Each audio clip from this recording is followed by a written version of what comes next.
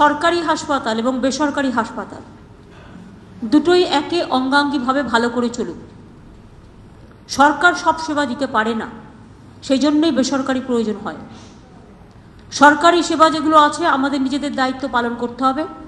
আমাদের medical super যারা আছেন, এক্সপার্টস কমিটি সকলে আছেন, মেডিকেল কাউন্সিল আছে, বেঙ্গল মেডিকেল কাউন্সিল, সবাইকে বলবো খুব সিরিয়াসলি করতে। পেশেন্ট গেলে তাকে ঠিকমতো অ্যাটেন্ড করা এবং সার্ভিস উইথ স্মাইল, সেবার কাজটা হেসে মুখে কাজ করা। তার টাকা নেই তাকে বুঝিয়ে বলা, বাবু তোর টাকা নেই, আচ্ছা তুই এক কাজ কর, তুই ট্রিটমেন্টটা তো চালু কর, পরে আস্তে আস্তে দেখ কতটা করতে পারিস, এইভাবেই করা। বা যে হয়তো পারলো না, তার টাকার জোর নেই, আপনারা কোনো সরকারি হাসপাতালেও কথা বলে তাকে রেফার করতে পারেন। সে হয়তো জানে না, হট করে এসে গেছে। অ্যাক্সিডেন্ট কেস, এমার্জেন্সি, স্ট্রোক হয়েছে, হার্ট অ্যাটাক হয়েছে, একটা ইঞ্জেকশন হলে ভালো হয়ে যাবে, এগুলো লাইফ সেভিংসকে দিতে হয়, এর জন্য বেশি খরচ হয় না।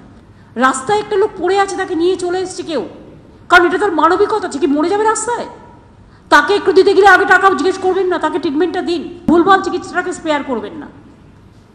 চিকিৎসাটা ভুলভাল নয় তাড়াহুড়ো করতে গিয়ে। একটা পেশেন্ট দেখবেন, পেশেন্টের কাছে ভিজিট নেবেন, পেশেন্টের কাছে সব টাকা নেবেন, পেশেন্টটা কেন ভুল দেখবো? ক্রিটিক্যাল কেয়ার ইউনিটের নামে এমন ক্রিটিক্যাল করে দিচ্ছেন, টেস্ট করতেই এটা একটা লিমিট করুন। যে টেস্টটা হওয়ার উপযুক্ত সেই পার্টিকুলার কেসে সেই টেস্টটা করুন, জীবন বাঁচাতে হবে। বাদ বাকি এক্সট্রা টেস্ট করতে যাবেন না। ইনফেকশন যাতে না হয় এটা আমাদের সকলকে দেখতে হবে। It is not only for private hospital, government hospital also, both all should be applied for all. Emergency patient ফেরত দেওয়া যাবে না। একে অপরের সাথে বন্ধুত্ব করুন, যেখানে স্কোপ আছে ইউজ করুন। যদি আপনার একান্তই জায়গা না থাকে, নিচে থেকে ট্রিটমেন্ট করুন, না পেলে অন্য জায়গায় শিফট করুন, না পেলে তাকে প্রাথমিক ট্রিটমেন্টটা দিন, মরে যাবার হাত থেকে বাঁচান। হেল্পলেস করা উচিত, মে আই হেল্প ইউ, আর যেটা মনে করবেন। মৃতদেহকে আটকে রাখা যাবে না।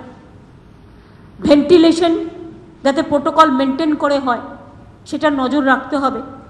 ই প্রেসক্রিপশন এবং ওয়েবসাইট থাকা উচিত যেখানে ডেটাগুলো থাকবে, কার কি পেশেন্টের কি অসুখ হয়েছে, কি ট্রিটমেন্ট হয়েছে।